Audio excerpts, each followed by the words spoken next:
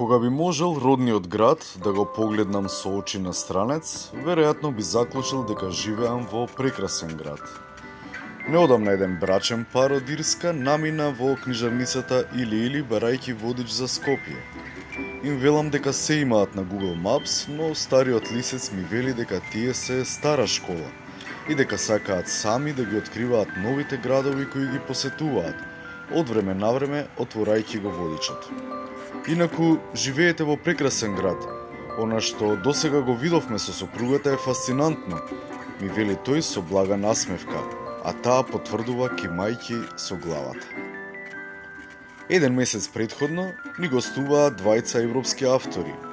Полскиот евреин Миколај Гринберг беше воодушевен од центарот на градот, за кој рече дека, иако нема многу зеленило, сепак го содржи оној европски дух, како и многуте вакви градови на стариот континент.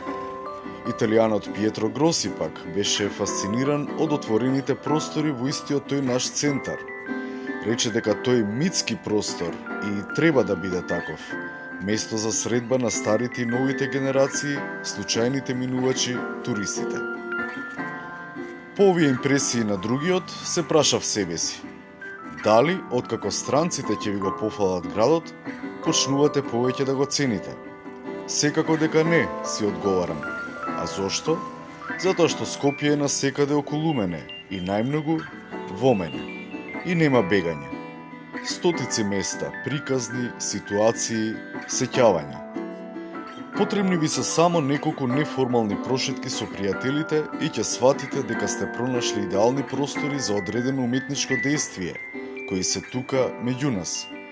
Минувате крај навидом познати згради и улици крај кои сте поминале безброј пати низ децениите, а само неколку метри зад нив, за даголот, откривате простор како создаден за сцена од некој добар филм ноар.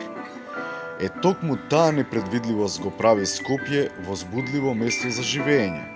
Затоа, отворете ги ширум сетилата и дозволете вашиот роден град позитивно да ви изненади. Нема да зажалите. Во Скопје се чувствувам како граѓанин на светот, како дел од цивилизацијата.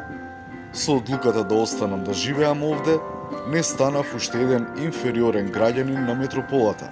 Напротив, постојано ја наблюдувам неговата промена, неговата атмосфера, ритам, енергија и потоа впечатоците ги пренесувам во моите прозни дела.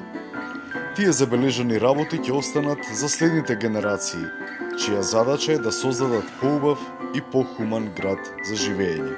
Скопје, кое ќе биде исполнето со самодоверба. Искрено се надевам дека ќе успеат во тоа.